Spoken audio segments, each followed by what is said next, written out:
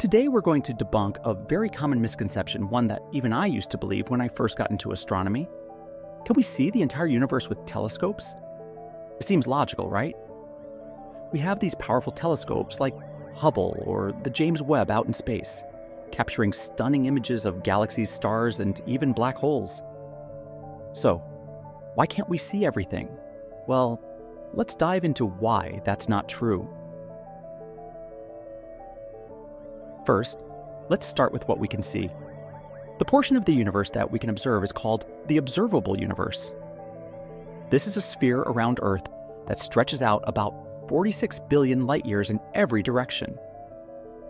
That sounds like a massive number, and it is. But here's the catch. The observable universe is only a tiny fraction of the actual universe. Why? Well, the universe has been expanding since the Big Bang, about 13.8 billion years ago.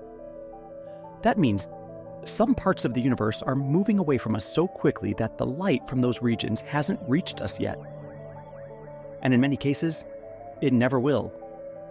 So even with our most powerful telescopes, there are vast regions of the universe that are beyond our reach. Now let's talk about the speed of light. Light travels super fast, about 300,000 kilometers per second.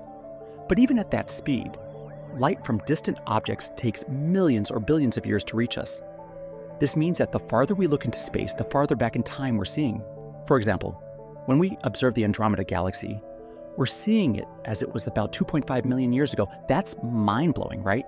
But it also means we're not seeing Andromeda as it looks today, only how it looked millions of years ago. The same goes for any distant galaxy or star we observe. We can't see them as they are now. We can only see them as they were when their light started traveling toward us. In fact, the farthest thing we've ever observed, the cosmic microwave background, CMB, is the leftover radiation from the Big Bang.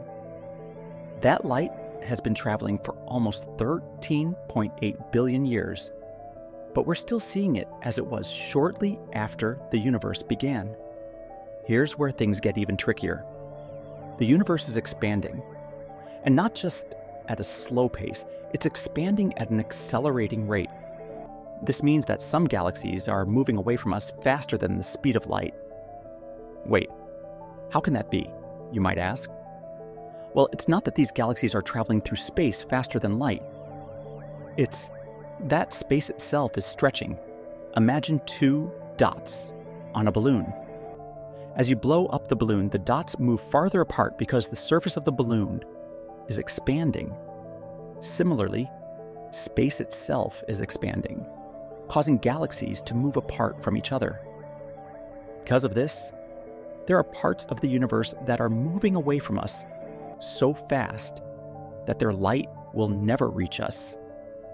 Those galaxies are essentially disappearing from our observable universe. So even with the best telescopes, we'll never be able to see those distant regions.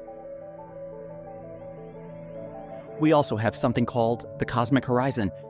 This is the farthest distance from which light could have traveled to us since the Big Bang. Anything beyond this horizon is simply unobservable. It's like being in a fog. You can see objects close to you, but anything beyond a certain distance is invisible because the light hasn't reached you yet. This horizon limits what we can observe no matter how powerful our telescopes become.